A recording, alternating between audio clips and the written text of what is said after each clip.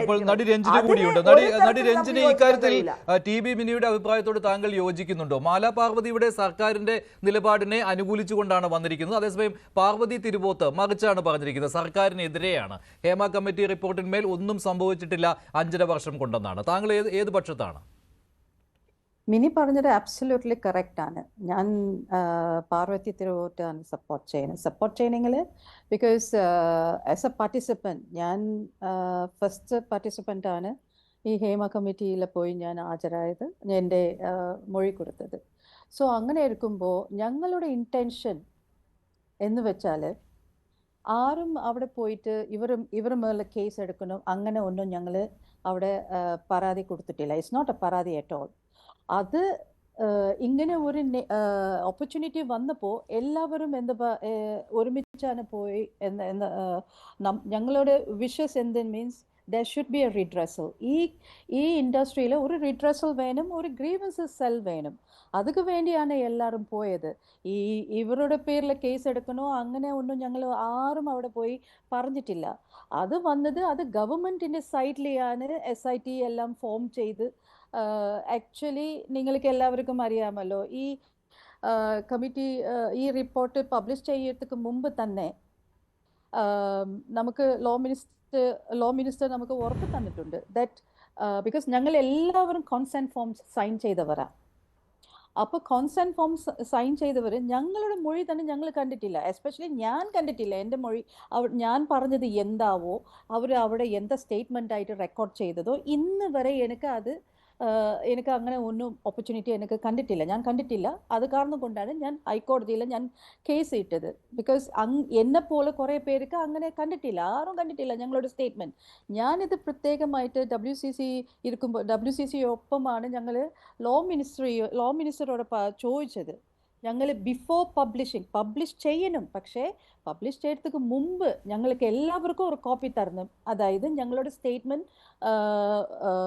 സ്റ്റേറ്റ്മെൻറ്റും തരണം, പിന്നെ റിപ്പോർട്ടിൽ എന്താ എഴുതിയിരിക്കുന്നത് അത് കാണിക്കണം. അത് കണ്ടിട്ടേ നിങ്ങൾ പബ്ലിഷ് ചെയ്യാം. കാരണം ഞങ്ങൾ എല്ലാവരും കോൺസെൻറ്റ് സൈൻ ചെയ്തിട്ടുണ്ട്. അത് ബിക്കോസ് ഓഫ് ആ ലീഗൽ ഡോക്യുമെൻ്റ് കാരണം കൊണ്ടാണ് ഞങ്ങൾ അത് റിക്വസ്റ്റ് ചെയ്തത്. അപ്പോൾ ലോ മിനിസ്റ്റർ പറഞ്ഞു അത് ഞങ്ങൾ നോക്കും എന്ന് പറഞ്ഞിട്ടാണ് അത് 5 years ഇങ്ങനെ പോയത്.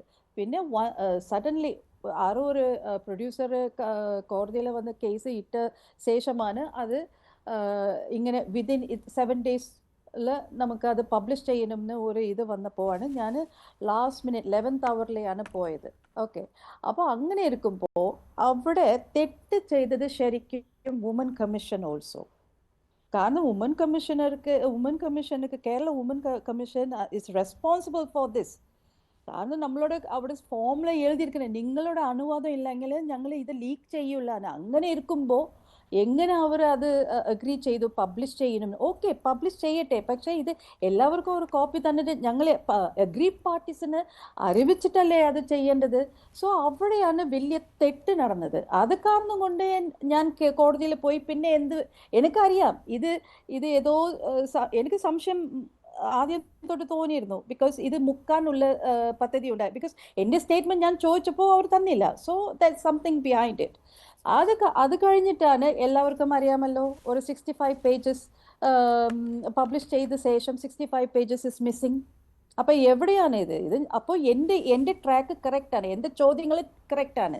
അത് കാരണം കൊണ്ടാണ് ഞാൻ ഹൈക്കോടതിയിലും പോയി. പിന്നെ സുപ്രീം കോടതിയിൽ ഞാൻ പോയത് ബിക്കോസ് മാലാ പാർവതി അവർ എതിരായിട്ട് കേസ് കൊടുത്തു.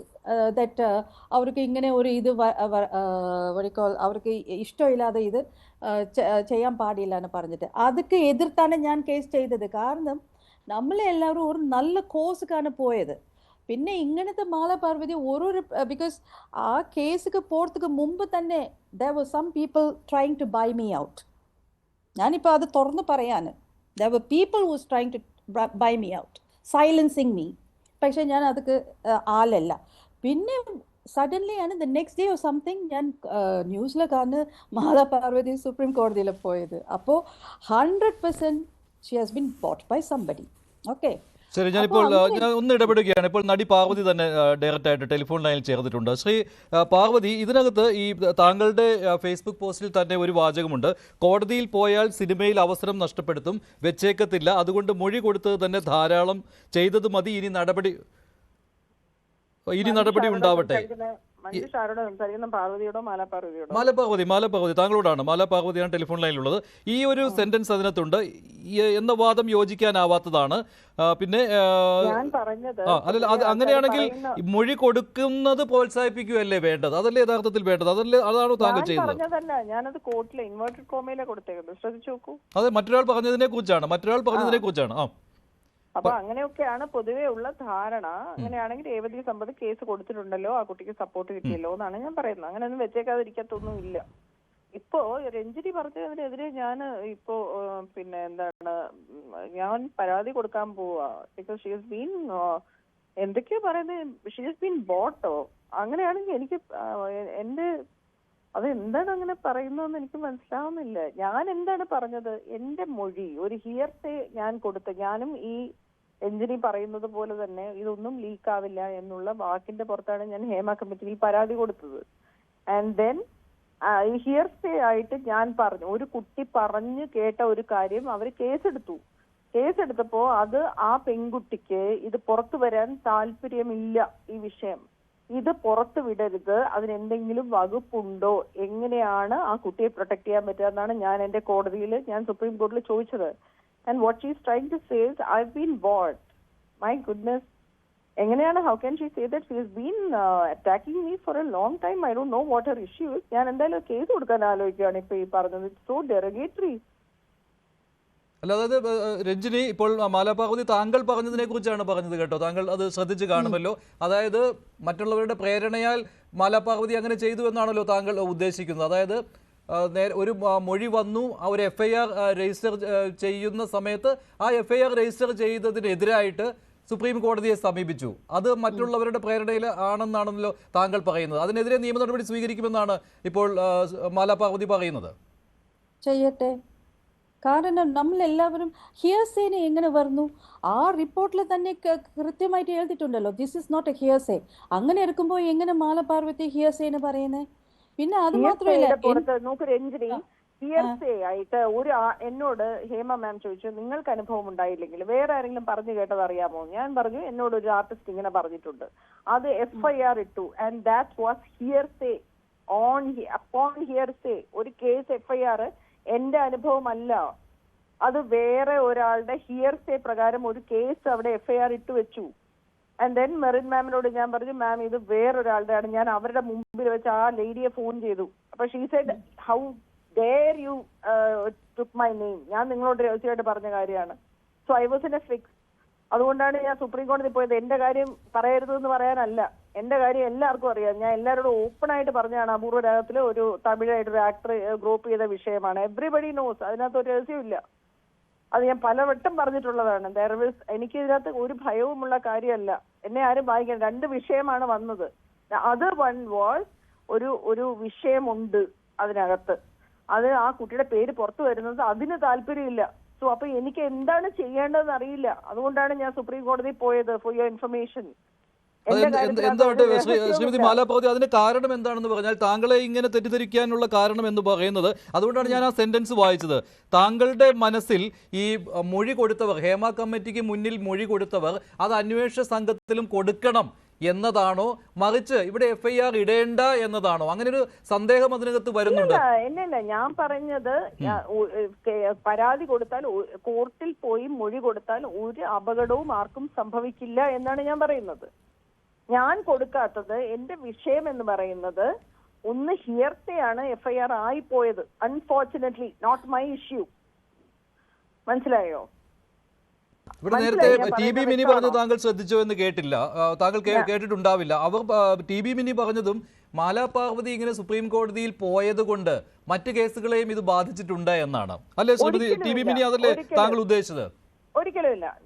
എന്റെ വിധി ഞാൻ മഞ്ജുഷ അയച്ചു തന്നതാണ്. അതിനകത്ത് ഞാൻ പറഞ്ഞത് ഇതാണ്, ഒരൊറ്റ മിനിറ്റ്, ഞാൻ പറഞ്ഞത് ഇതാണ്. അതായത് ബഹുമാനപ്പെട്ട സുപ്രീം കോടതിയിൽ അത് ഇൻഡിവിജ്വൽ ആയിട്ടുള്ള ഒരു കേസാണെങ്കിൽ പോലും അവിടെ നിന്ന് വരുന്ന ഒരു വെർഡിക്റ്റ് മറ്റുള്ള എല്ലാ കേസുകളെയും ബാധിക്കും. അതായത് ഹൈക്കോടതികളിലെ എല്ലാ കേസുകളെയും ബാധിക്കും. സുപ്രീം കോടതിയുടെ ഒരു ജഡ്ജ്മെന്റ് കേരള ഹൈക്കോടതിനെ അത് ബാധിക്കുകയാണ്. അപ്പൊ സുപ്രീം കോടതിയിൽ പോയിട്ട് നിങ്ങൾക്ക് പറയാം, നിങ്ങൾക്ക് എനിക്കൊരു വിരോധമില്ല. ഞാനിത് പറയുന്നത് സുപ്രീം കോടതിയുടെ വേർഡിക്റ്റ് ബൈൻഡിങ് ആണെന്നുള്ളത് ഒരു പൊതു തത്വമാണ്. എന്റെ വെർഡിക്റ്റ് അവർ വായിച്ചു നോക്കിയാൽ അതിനകത്ത് യാതൊന്നും ഇതിനകത്ത് കേസ് മുന്നോട്ട് കൊണ്ടുപോകണ്ടെന്ന് ഒരു വരി പോലും ഇല്ല. അതായത് ഹേമ കമ്മിറ്റിക്ക് മുന്നിൽ മൊഴി കൊടുത്ത മറ്റുള്ളവർക്ക് അന്വേഷണ സംഘത്തിന് മുന്നിൽ അവരവരുടെ മൊഴികൾ കൊടുക്കുന്നതിൽ തടസ്സമില്ല അല്ലേ? ഇല്ല, പിന്നെ ഒരിക്കലുമില്ല. ഇവർ നമ്മൾ പറയുന്ന ഒരാളുടെ കൺസെന്റിനെ കുറിച്ചാണ്. ഒരു പെൺകുട്ടി അവരുടെ വാല്യൂ ഇല്ലേ? ഒരാളുടെ പേര് അനാവശ്യമായിട്ട് ഹേമ മാഡം അത് ആ കുട്ടിയുടെ പേര് റെക്കോർഡ് ചെയ്തു. പേര് പറയല്ലേ എന്ന് ഞാൻ പറഞ്ഞിട്ടാ പോയി. എന്റെ പേര് 1000 വട്ടം പറയാം. എന്റെ വിഷയങ്ങളെല്ലാം ഓപ്പൺ ആണ്, എല്ലാവർക്കും അറിയാം. എന്റെ പേര് എന്ത് വേണേ പറയാം, ഒരു പ്രശ്നമില്ല എനിക്ക്. ഞാൻ എന്റെ വിഷയം ഇപ്പൊ പോലും ഞാൻ ഓപ്പൺ ആയിട്ട് പറയാം. ഞാൻ പറഞ്ഞിരുന്നത് എന്താണെന്ന് അപൂർവരാഗം എന്ന് പറയുന്നത്. ഞാൻ പറയട്ടെ, എന്റെ സമയമാണല്ലോ. ഈ വിഷയത്തില് മാലാ പാർവതി ആ സ്പെസിഫിക് കേസിൽ അത് പറഞ്ഞു. ഞാനതില് സ്പെസിഫിക് കേസിൽ മാലാ പാർവതി പറയുന്നതിൽ ന്യായമുണ്ട്.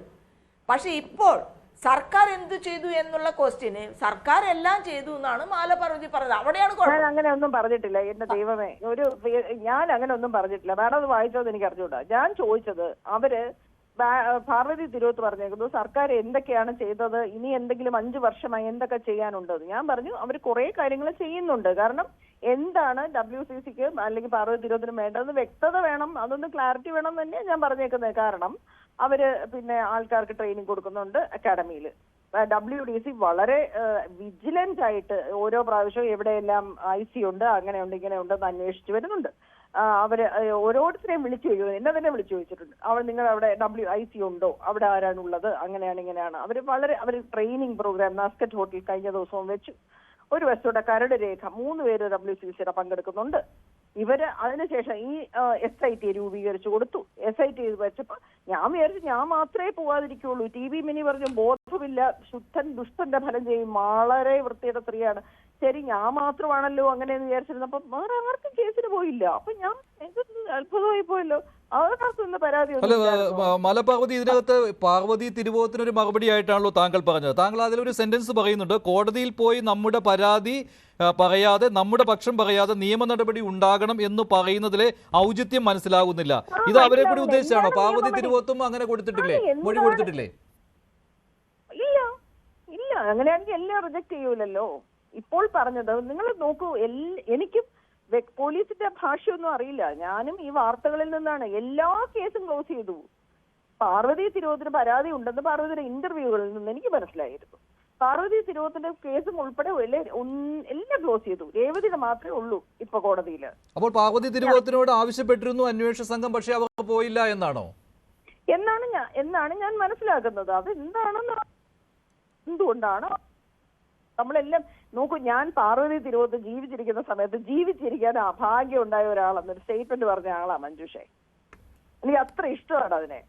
അതെന്താണ് ഇങ്ങനെ ഒരു ഇലക്ഷന്റെ ഒരു ബാക്ക്ഗ്രൗണ്ട് സമയത്ത് എന്താണ് ഗവൺമെന്റ് 5.5 വർഷം കൊണ്ട് ചെയ്തത് എന്ന് പുച്ഛരൂപേണ ചോദിച്ചു, പരിഹാസിച്ചപ്പോ എന്താണ് ഇവർക്ക് വേണ്ടത് മനസ്സിലാവുന്നില്ല. കാരണം അവരോട് ഗവൺമെന്റിനോട് സഹകരിക്കണമായിരുന്നു എന്ന് ഞാൻ വിശ്വസിക്കുന്നത്. എന്റെ കേസിന് ഞാൻ സഹകരിച്ചേനെ, എനിക്ക് കേസില്ല. ഒരു ഹിയർസ്റ്റേ പെൺകുട്ടിയുടെ കാര്യം പറഞ്ഞാൽ ആ പെൺകുട്ടി തമിഴ്നാട്ടിലെ ഒരു ആക്ടറാണ്, അതിനെ വിളിച്ചു ചോദിച്ചപ്പോ എന്റെ പേരെങ്ങാണോ പറഞ്ഞിട്ടുണ്ടെങ്കിൽ എന്ന് പറഞ്ഞാൽ അത് എന്റെ നേരെ വഴക്കിട്ടു. അപ്പൊ മാഡത്തെ ഉപയോഗിച്ചിട്ട് മാഡം കേട്ടത് ഞാൻ പേടിച്ചു പോയി. എനിക്ക് ഞാൻ അവരോട് തലയെ കൈവച്ച് പറഞ്ഞതാണ് ഇവരുടെ ഒന്നും പേര് പറഞ്ഞത്. ഒരൊറ്റ വരി ഇവിടെ പറയുന്നത് പുറത്ത് പോവില്ല പാർവതി എന്ന് വാക്ക് തന്നതിന്റെ പുറത്താണ് ഞാൻ ഹേമ കമ്മിറ്റിയിൽ സംസാരിച്ചത്. അപ്പൊ എല്ലാം അത് കഴിഞ്ഞപ്പോ ഈ കുട്ടിയുടെ പേര് പുറത്തു വന്നു, ഹിയർസ്റ്റേന്ന് കേസ് ഇട്ടേക്കുന്നു. ഞാൻ പറഞ്ഞു ദൈവമേ. രഞ്ജിനി മാഡം കുറെ നാളോട് പറയുകയാണ് കുറെ നാളൊന്നും പറയുന്നില്ല, ഞാൻ ഇന്നാണ് പറഞ്ഞത്. കാരണം അത് ഷൈൻ ടോമിന്റെ കാര്യത്തില്. കാരണം നമ്മളെല്ലാരും സ്ത്രീകളല്ലേ, നമുക്കറിയാം ആ സിനിമയിലെ എങ്ങനെ people are handling us, right? അപ്പോൾ അന്നത്തെ ഇന്റർവ്യൂല് പാർവതി എന്താ ചെയ്തത്? അവർ ഒരു വിൻസിനെ കളിയാക്കിയല്ലേ സംസാരിച്ചത്. That is what I said. That is not right. ഒരാളെ കളിയാക്കി സംസാരിച്ചിട്ടില്ല. നോക്കൂ, ഞാൻ I do understand. I do understand the way you said. ഞാൻ I do കളിയാക്കിയിട്ടില്ല, understand. ഞാൻ കളിയാക്കിയിട്ടില്ല. എന്റെ ഭാഷ ഞാൻ എടുത്തു പറയാം. സ്റ്റേറ്റ് ബോർഡ് വാങ്ങിച്ച് മിടുക്കിയായ ഒരു പെൺകുട്ടി എന്തിനാ പേടിക്കുന്നത്? ആരെങ്കിലും ഇങ്ങോട്ട് പറഞ്ഞാൽ ഉറക്കെ പോടാന്ന് പറഞ്ഞാൽ പോരെ എന്നാണ് ഞാൻ ചോദിച്ചത്. ആ സമയത്ത് എല്ലാവർക്കും പുറത്തു വന്നിട്ടില്ല. അല്ല ആ പാർവതി, സമയത്ത് പേര് പുറത്തു വന്നിട്ടില്ല. ആ കുട്ടിയുടെ ഇൻസ്റ്റാഗ്രാം പോസ്റ്റ് കൊടുത്തിട്ട് അതാണ് ഞാൻ ഇന്റർവ്യൂ കൊടുക്കുന്നത്. അന്ന് ഞാനത് കളിയാക്കുന്നത്. Okay, different people are different types അല്ലേ? അപ്പോൾ അങ്ങനെ എടുക്കുമ്പോൾ നമുക്ക് പറയാൻ പറ്റുമല്ലോ, പോടാണ് ഇപ്പൊ എങ്ങനെ പറയാം? ഇതെല്ലാം സെൻസിറ്റീവ് ആണ്, മാറ്റർ ആണ് പാർവതി. നമ്മളെല്ലാം because you also lawyer, you also lawyer, നിയമം അറിഞ്ഞ ആള്, യു നോ. ഓക്കെ, ലോ അറിഞ്ഞ വ്യക്തിയല്ലേ? ലോ അറിഞ്ഞ വ്യക്തിയല്ലോ, നിയമം പഠിച്ചിട്ടുണ്ട്. പിന്നെ സൈക്കാട്രിസം സൈക്കോളജിയും പഠിച്ചിട്ടുണ്ടല്ലോ. അപ്പോ നമുക്കറിയണ്ടേ, നമ്മൾ സംസാരിക്കുമ്പോ. രഞ്ജിനി, എന്നെ സംബന്ധിച്ച് ഞാൻ പറയൂ, എല്ലാവരും നമുക്ക്, ഞാൻ സൈക്കോളജി തന്നെ പറയാം. നോക്കൂ, നമ്മള് ഹി ഹാസ് റോങ്ഡ് മീ എന്ന് പറയുന്ന ആ ഒരു മൈൻഡ് സെറ്റിൽ ജീവിച്ച you will get humour, you will get സിസ്. ഓക്കെ, നമ്മൾ അതിൽ നിന്നും ഉയരണം. പ്രത്യേകിച്ച് I have work with Vincy. I know she is not a person who is very, she is a very empowered girl. ആ കുട്ടിക്ക് എല്ലാം അറിയാം. ഞാൻ വർക്ക് ചെയ്തിട്ടുണ്ട് ആ കുട്ടികൾ. വളരെ മിടുക്കിയാണ്. ഷൈനിന്റെ കൂടെ ഞാൻ വർക്ക് ചെയ്തിട്ടുണ്ട്. ഇവര് പോടാന്ന് പറഞ്ഞാൽ തീരുവ പ്രശ്നം. ഐ നോ, അതുകൊണ്ടാണ് ഞാൻ എന്തിനെ കുറിച്ച് പേടിക്കുന്നതെന്ന് ഞാൻ ചോദിച്ചത്. ഐ നോ ദിസ് വേറൊരു സിറ്റുവേഷൻ ആണ്. എല്ലാവരും മറ്റു ചില കാര്യങ്ങൾ ഉടനെ അറിയും. ആ സമയത്ത് ഇത് നമുക്ക് വീണ്ടും ചർച്ചയ്ക്ക് എടുക്കാം. വിൻസിയുടെ ഷൈനെ തൽക്കാലം അത് ശരി, അത് മാറ്റിവെക്കാം. മാല പാർവതി, താങ്കൾ ഇപ്പോൾ പറഞ്ഞ കാര്യം, ഇതിനു മുൻപ് ഈ ഷൈൻ്റെ കാര്യമല്ല, അതിനു മുമ്പ് ഇപ്പോൾ നമ്മൾ സംസാരിച്ചപ്പോൾ പറഞ്ഞ കാര്യം, അതിന് TV മിനിയുടെ ഒരു മറുപടി ഉണ്ട്. മിനി, മാല പാർവതി പറഞ്ഞ കാര്യങ്ങളിൽ ക്ലാരിറ്റി കുറവുണ്ടോ ഇല്ലയോ?